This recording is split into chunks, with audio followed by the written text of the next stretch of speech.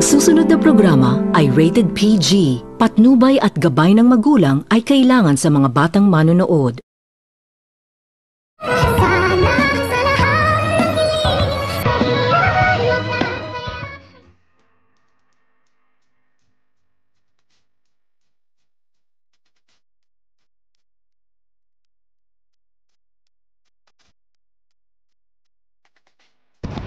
Itinago nito ni Lynette ang katotohanan na kanyang nalalaman na alam na nito ni Lynette na buhay ang unang asawa ng kanyang asawa na itong si Dr. Carlos, kung kaya't nang tawagan itong si Lynette ni Giselle ay agad naman din itong tinanggihan ni Lynette itong si Giselle dahil hindi umano ito pwedeng makikipagkita kay Giselle, kung kaya't agad naman din itong gumawa ng paraan itong si Giselle upang makausap nito ni Giselle itong si Lynette. Ngunit napapansin rin nito ni Giselle na tila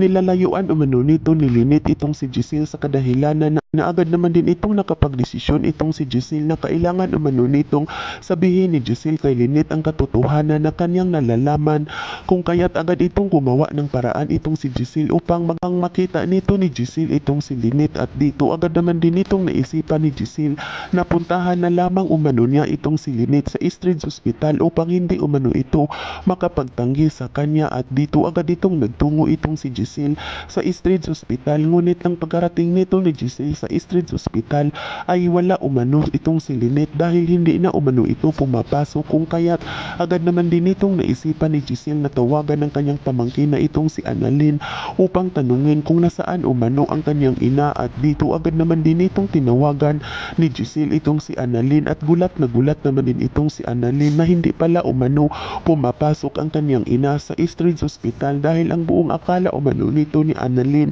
ay nasa kanyang opisina na umano ito, kung kaya't agad naman din itong sinabihan ni Annalyn ang kanyang tita Giselle na tawagan umano nito ni Annalyn ang kanyang ina at babalitaan umano nito ni Annalyn ang kanyang tita Giselle, kung kaya't dito tinawagan ni Annalyn ang kanyang ina. At dito agad naman din itong sinagot ni Lynette ang kanyang anak at tinanong nito ni Annalyn kung nasaan umano ito. At dito agad naman din itong sinabi ni Lynette na nandoon umano siya sa kanilang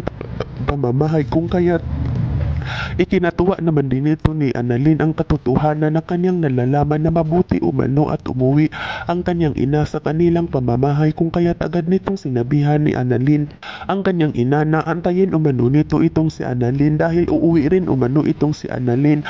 at magsiselebrate umano silang dalawa. Dahilan na pagkatapos nilang mag-usap ay agad naman din itong tinawagan ni Annalyn ang kanyang tita Giselle at agad nitong ibinalita ni Annalyn sa kanyang tita Giselle na nandoon pala umano sa kanilang pamamahay ang kanyang ina at umuwi umano ito, kung kaya't agad naman din itong nagtungo itong si Giselle sa pamamahay ni Lynette. At nang makarating na itong si Giselle ay gulat